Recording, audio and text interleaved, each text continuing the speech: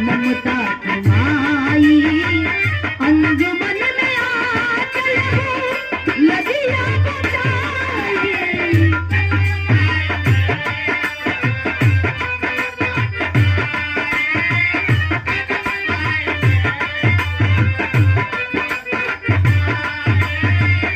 अंजुमन में आकर लगिया बचाई।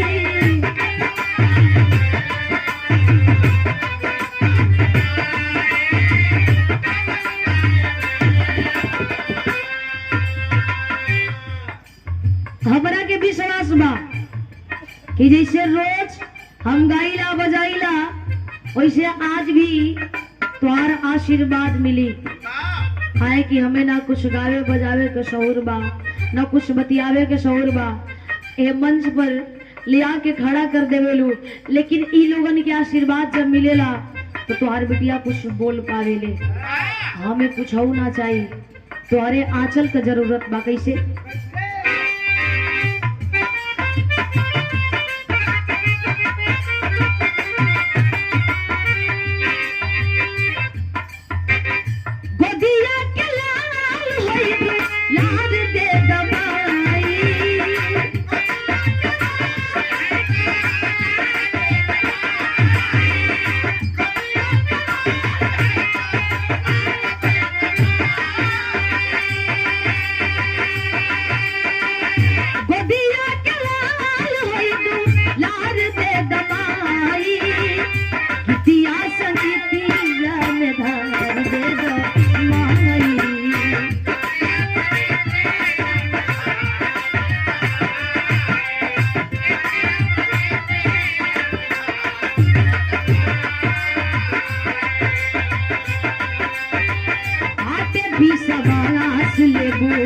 अकरा उड़ाई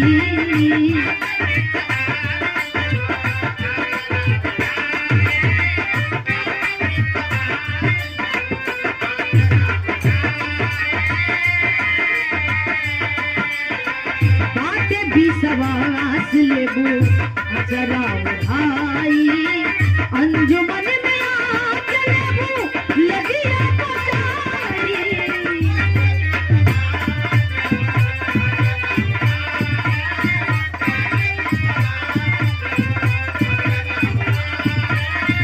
अंजुमन में आके लगिया बचाई।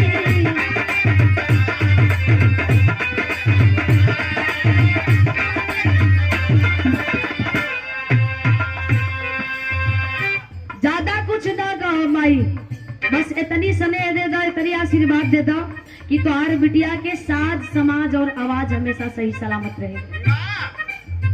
बाकी तो सब कुछ देवे वाला ये लोग बटले बड़न। आखिरी भाव बका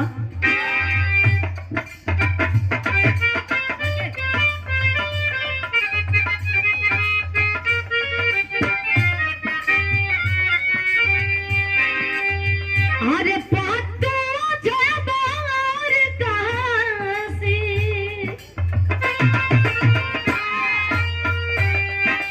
आबुल्लू सुखनंदन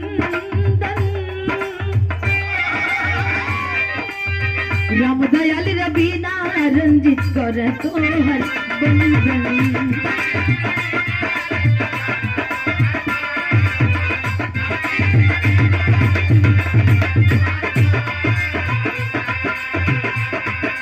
आरे काती बुझखन के कलम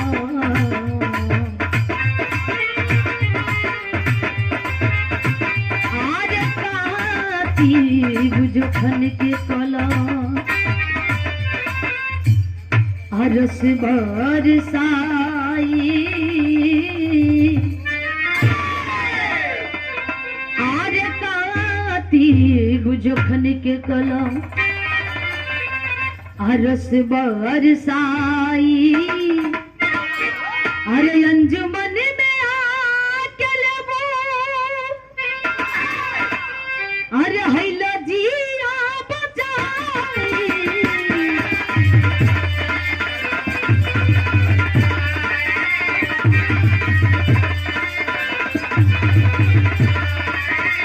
अंजुमन में आके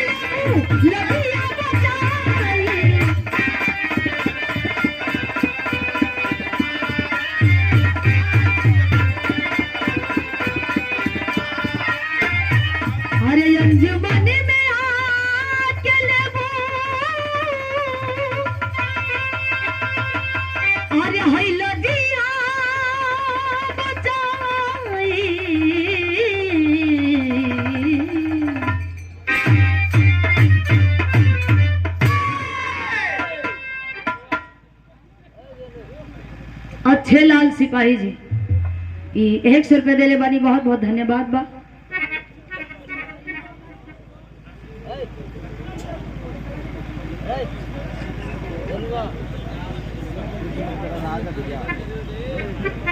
आओ भैया, भक्ति भाव भजन हो गई, एक आध लाइन कोनो मनोरंजन वाली गीत बज जाए।